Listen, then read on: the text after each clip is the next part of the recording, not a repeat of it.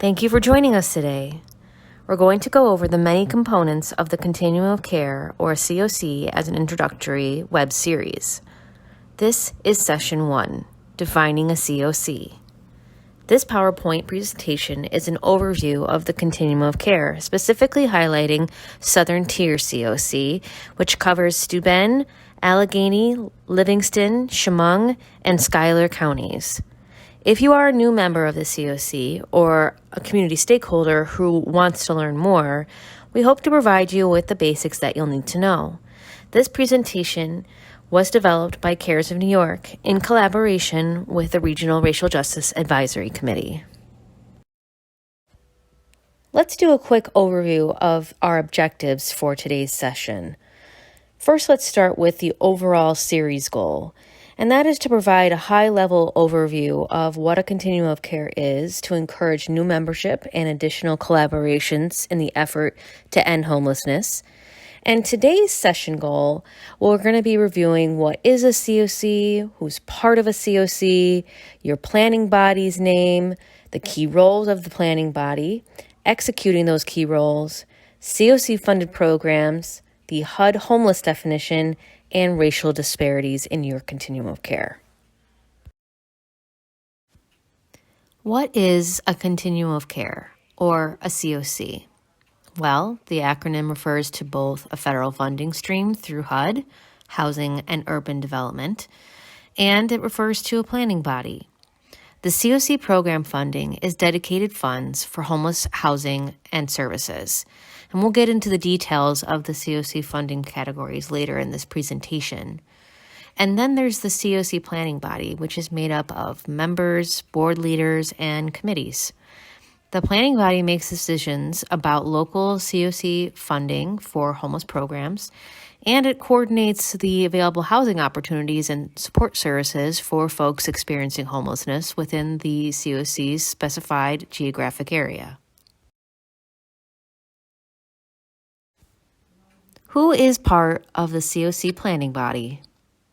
Well, ideally, CoC membership should include community advocates, local faith-based community members, local and or state government officials, emergency response and healthcare providers, emergency housing providers and nonprofits, and most importantly, people with lived experience.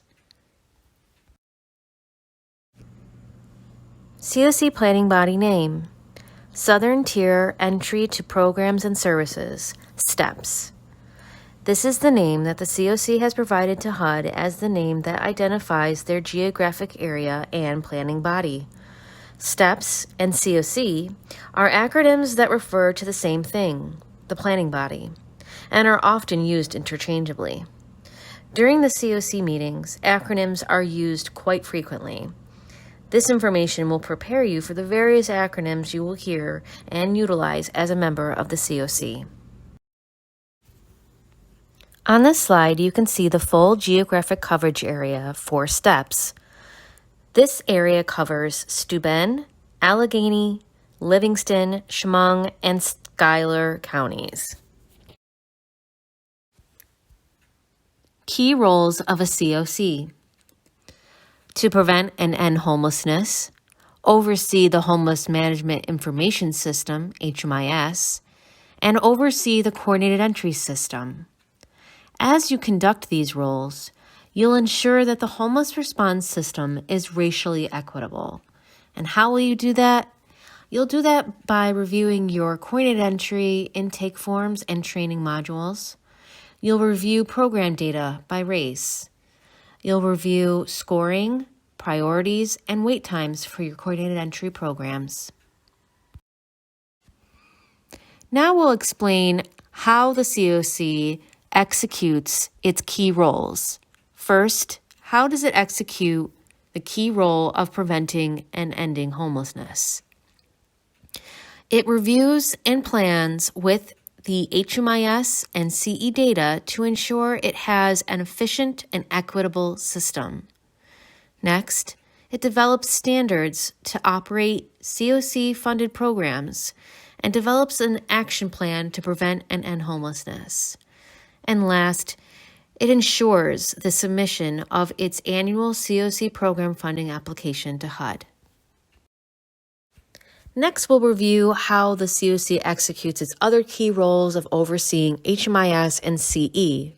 First, you establish a Memorandum of Understanding, or an MOU, between an agency that provides service, e.g. the lead agency, and the CoC. You develop a committee of the CoC to work with that lead agency.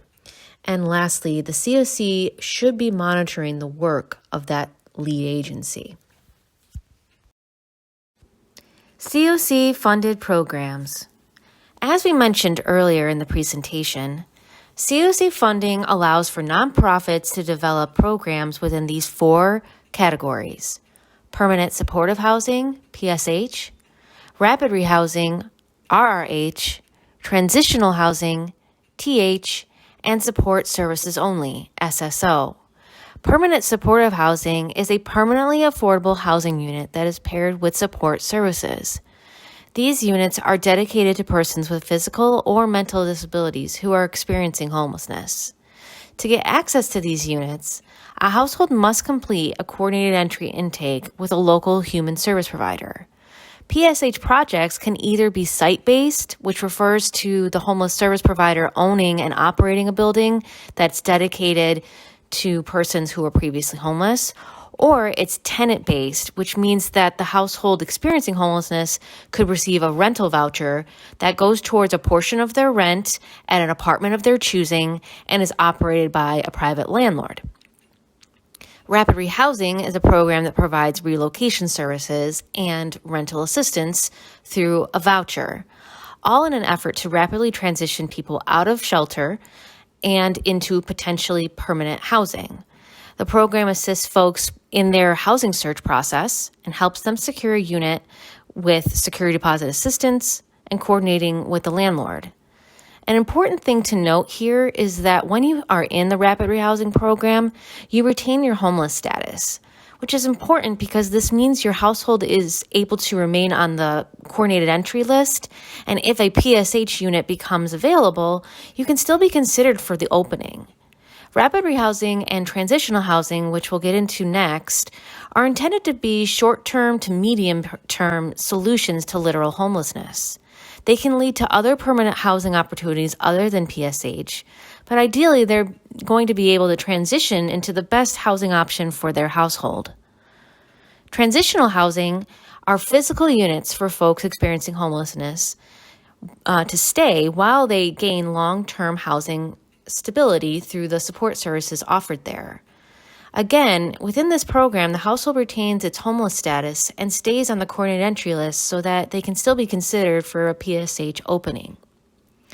Lastly, support services only, or SSO, refers to when case managers conduct outreach to sheltered and unsheltered persons experiencing homelessness, meaning that they could be in a shelter or on the street or in their car, for example.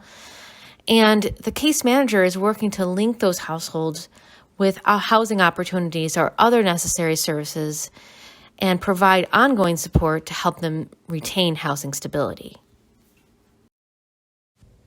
HUD Homeless Definition. HUD has defined homelessness within 4 categories: literally homeless, imminent risk of homelessness, homeless under other federal statutes, and fleeing or attempting to flee domestic violence.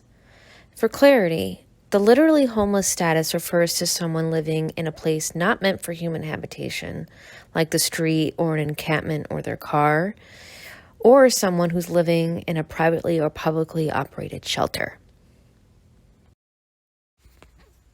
STEP's homeless population.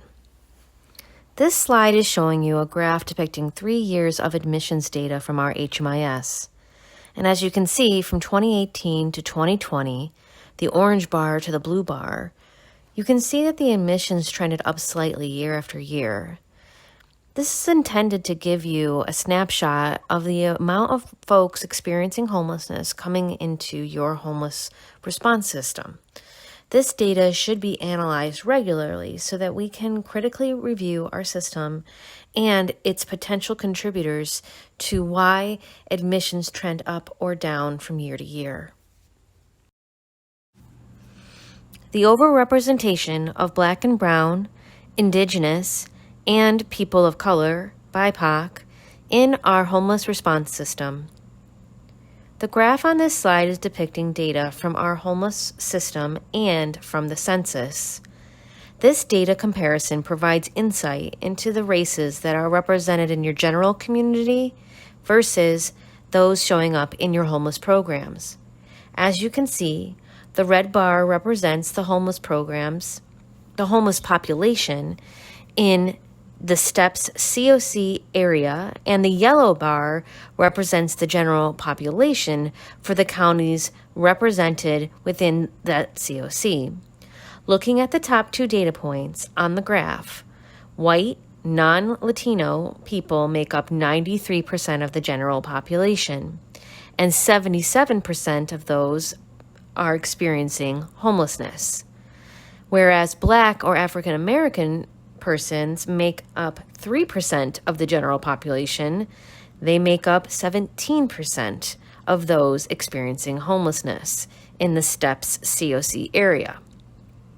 This shows an overrepresentation of Black or African American persons in our homeless system and can be attributed in large part to systematic racism. When a system like CoC is working to address their racial disparities, then they can holistically say they're improving their homeless response system.